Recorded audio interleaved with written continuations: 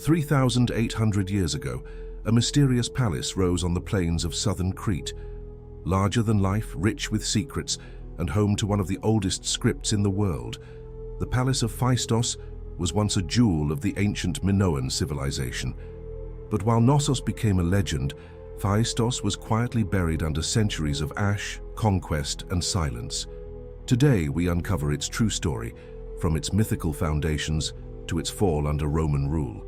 Stay with me as we explore the full history of Phaistos Palace, its rulers, its mysteries, and why it matters more than ever. According to legend, the Palace of Phaistos was built by Rhadamanthus, the wise brother of King Minos. He was the son of Zeus and Europa, born with divine blood and destined for greatness. While Minos ruled from Knossos with the thunder of law and might, Rhadamanthus chose the sunlit plains of southern Crete. There he raised Phaistos not with war but with wisdom. He built the palace as a symbol of balance and order, its walls echoing justice, its stairways ascending toward the divine. In time, the gods honored him. After death, Rhadamanthus became one of the three judges of the underworld, alongside Minos and Aeacus. But here in the mortal world, his legacy began at Phaistos. The Palace of Phaistos didn't emerge in a vacuum. Long before the monumental structures, the region around Phaistos, on the fertile Messara Plain in southern Crete, was already settled by Neolithic communities as early as 6000 BCE. These early inhabitants practiced farming, built simple dwellings, and laid the foundations of what would become one of the most sophisticated Bronze Age cultures in Europe, the Minoan civilization. The site of Phaistos was strategically placed. It overlooked fertile lands, had access to trade routes, and sat near the southern coastline facing Egypt and the Levant. By around 3000 BCE, we begin to see signs of organized society, with stone foundations, ceramics, and early signs of metallurgy. This was the prepalatial period, a time of growth that would eventually lead to the first monumental building projects.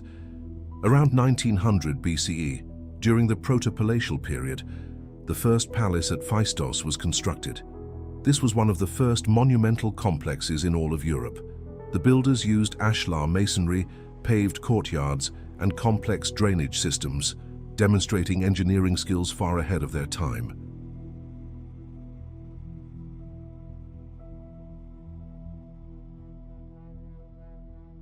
This palace covered approximately 8,400 square meters. It featured grand staircases, storerooms, workshops, and a central courtyard designed for gatherings, rituals, or administrative functions. The architecture mirrored that of Knossos, but Phaistos had its own identity, less labyrinthine, more open. One of the most fascinating aspects of the palace was its integration with the natural environment. The builders didn't flatten the terrain, they adapted to it, creating multi-level complexes that seemed to grow from the hillside.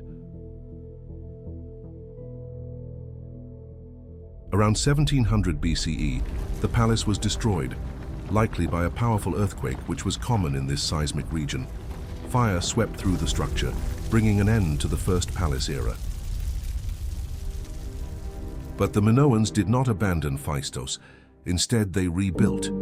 The Neopalatial period brought the second, even more sophisticated version of the palace.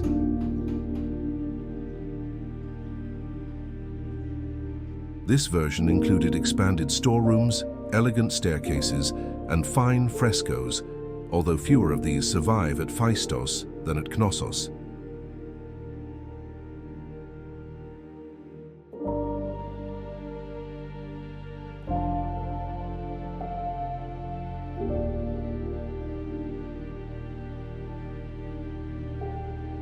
The palace was a major administrative center, possibly overseeing nearby settlements like Agia Triada, which may have served as a summer or religious residence. Inscriptions, seals, and accounting records show that this was a complex society with trade networks stretching from Egypt to Mesopotamia. And then there's the mystery that puts Phaistos on the map. Discovered in 1908, in a basement room of the palace by Italian archaeologist Luigi Pernier, the Phaistos Disc is one of the most enigmatic artifacts of the ancient world. It's a clay disc, about 15 centimeters in diameter, inscribed with 241 symbols arranged in a spiral.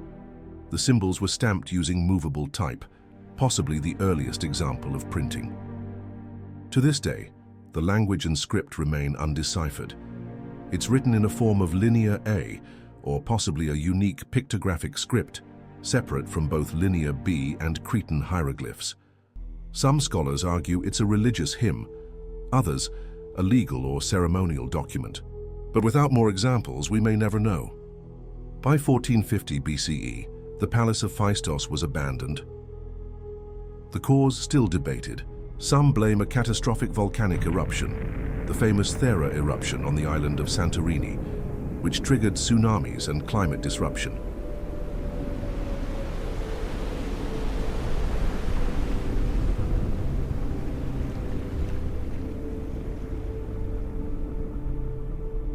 Others point to internal conflict or the rise of Mycenaean Greeks, who began taking control of Minoan centers. Whatever the cause, the great age of the Minoans came to an end, and the palace at Phaistos was never rebuilt. But the site was never forgotten. Though the palace was abandoned, the hill remained inhabited. In the Mycenaean period between 1400 and 1100 BCE, there is limited evidence of reuse, possibly on a smaller scale. In the geometric and archaic periods, between 9th and 6th centuries BCE, the site became home to a city-state. Phaistos minted its own coins, held local power, and had temples and sanctuaries built nearby.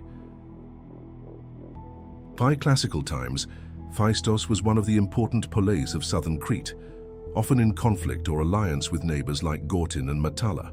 When the Romans conquered Crete in 67 BCE under General Quintus Caecilius Metellus, the political landscape shifted. Gortyn became the new Roman capital of the island, and Phaistos declined. The once great city faded into rural obscurity. Still, Roman pottery, coins, and building remains show that the site was not entirely abandoned. Life continued here into late antiquity, even as its past was buried. The ruins of Phaistos remained silent until the late 19th century. Early travelers like Captain Spratt and Federico Halbherr began exploring the site, but it was Luigi Pernier and later Doros Kalokairinos who carried out full excavations beginning in 1900, just like at Knossos. What they found was remarkable. Multi-story staircases, massive storage jars, pithoi, linear A inscriptions, and of course the Phaistos Disc. Yet, despite the discoveries, Phaistos has remained in the shadow of Knossos. Today, however, that's changing.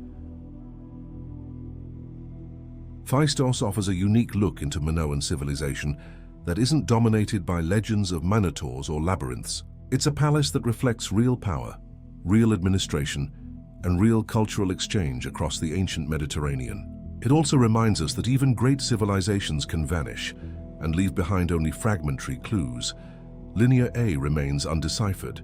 The Phaistos Disc remains a riddle. Yet in those ruins, quietly resting under the Cretan sun, we glimpse the beginnings of European civilization.